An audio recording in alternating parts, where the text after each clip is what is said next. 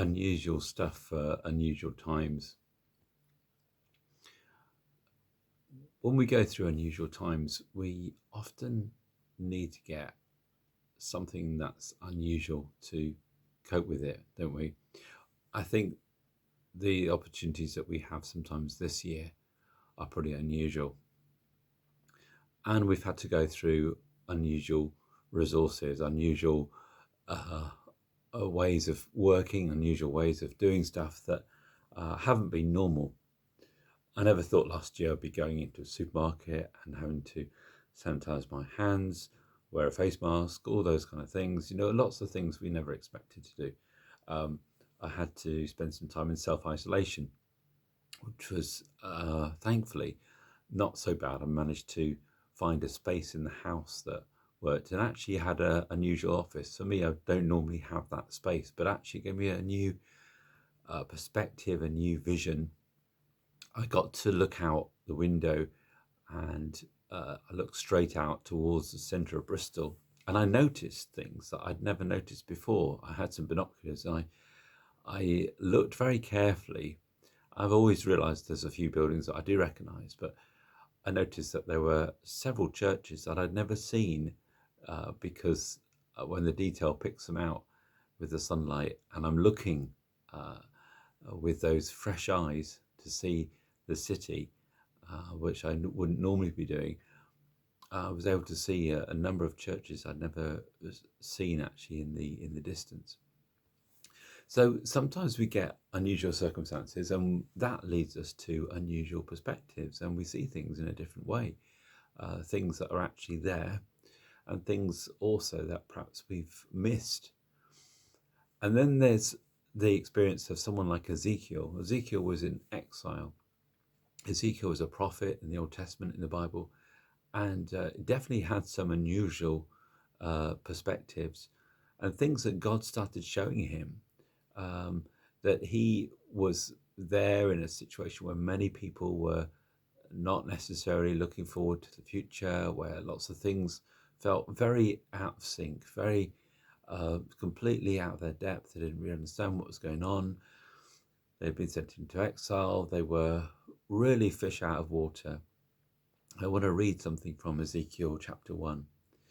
In the 30th year, in the 4th month, on the 5th day, while I was among the exiles by the Kebar River, the heavens were opened and I saw visions of God.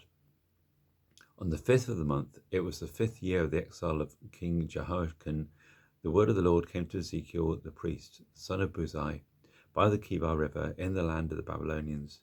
There the hand of the Lord was upon him. And then he starts to see these incredible visions. I looked and I saw a windstorm coming out of the north, an immense cloud with flashing lightning, and surrounded by brilliant light. The centre of the fire looked like glowing metal. And in the fire was what looked like 4 living creatures. In appearance, their form was like that of a man, but each of them had 4 faces and 4 wings. Their legs were straight, and their feet were like those of a calf, and gleamed like burnished bronze. Under their wings, on their 4 sides, they had the hands of a man. All 4 of them had faces and wings, and their wings touched one another. Each one went straight ahead. They did not turn as they moved. And then he says, their faces looked like this. Each of the 4 had the face of a man, and on the right side, each had the face of a lion. On the left, the face of an ox. Each also had the face of an eagle. Such were their faces.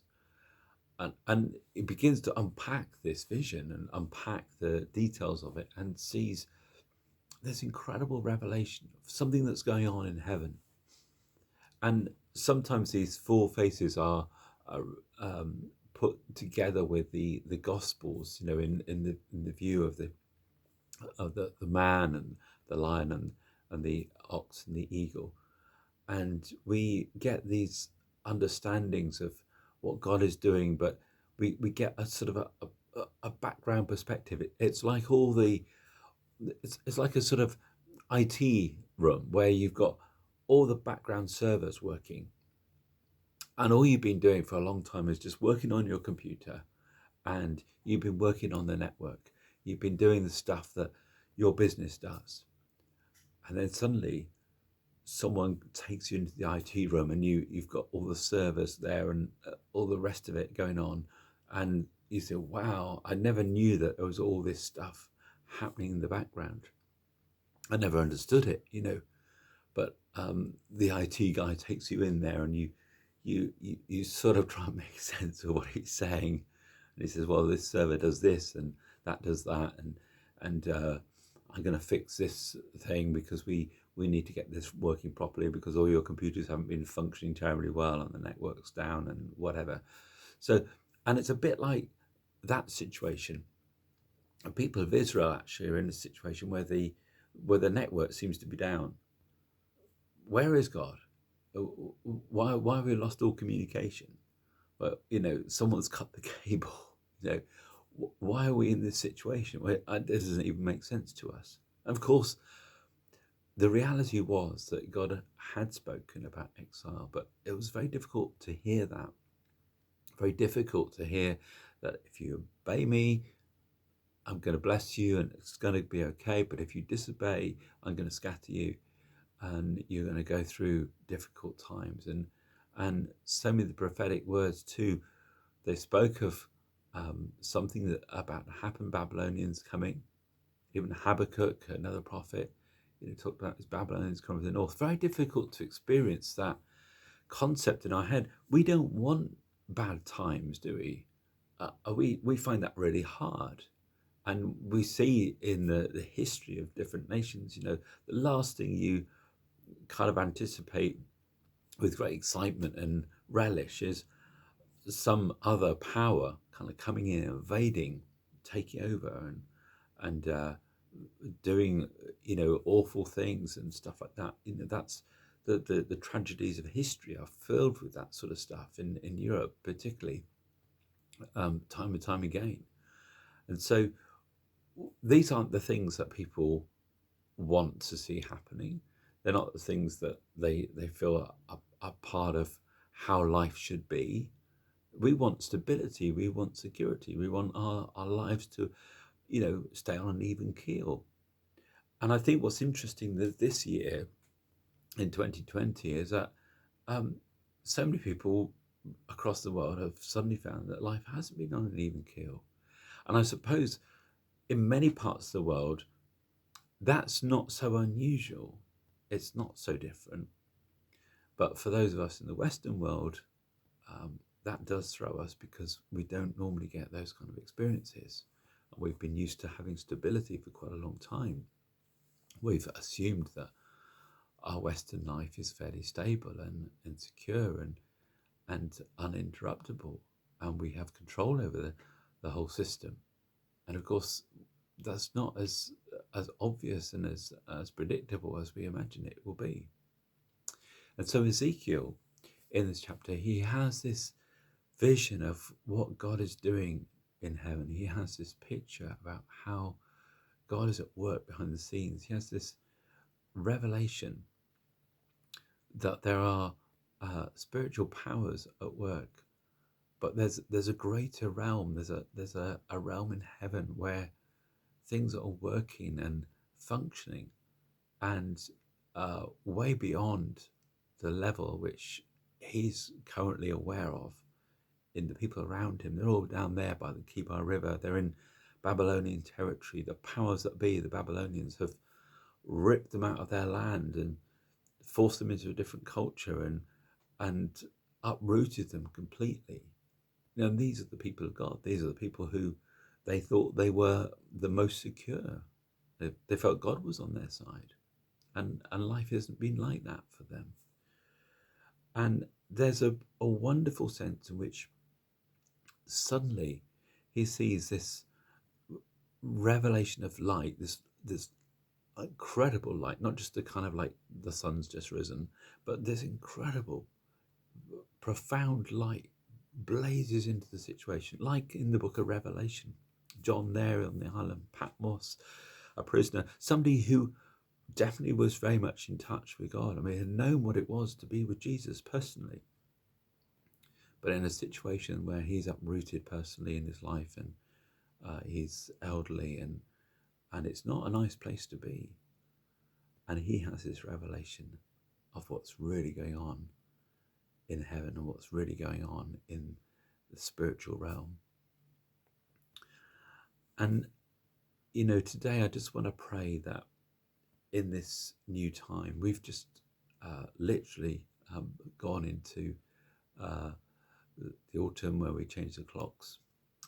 So last night, we have to go around the house and change the clocks. My mobile phone, thankfully, has changed, so I know what time it is. But in this new time, not just chronologically, but sometimes the Bible talks about the Kairos time, the season.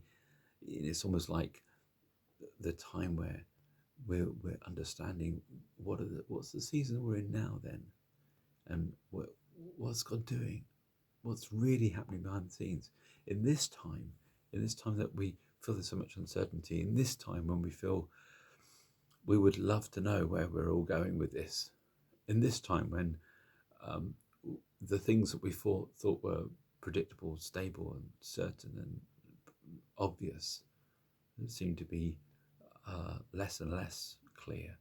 In this time, I want to pray that we would have a sense, a vision of what God is doing behind the scenes, and a sense and a vision of what's happening in heaven, and a sense and a vision of who He is, who God is really showing Himself to be in the midst of upheaval, in the midst of uncertainty, in the midst of the world feeling chaotic. This understanding that there's this light which is stronger than the dawn, this light which is the most powerful light in the universe. Jesus came as a light, not just the sunrise this morning is beautiful, lovely, and stars were in the sky and earlier than normal, which is fantastic in itself, but a light that is even brighter than that, the light of God that illuminates the world, that brings light, that brings hope, that brings perspective, that brings clarity. And how much we need that at the moment. I'm sure you need it personally. I know that we need it in the UK here. I'm sure in so many situations, people in authority and leadership need some understanding, some light.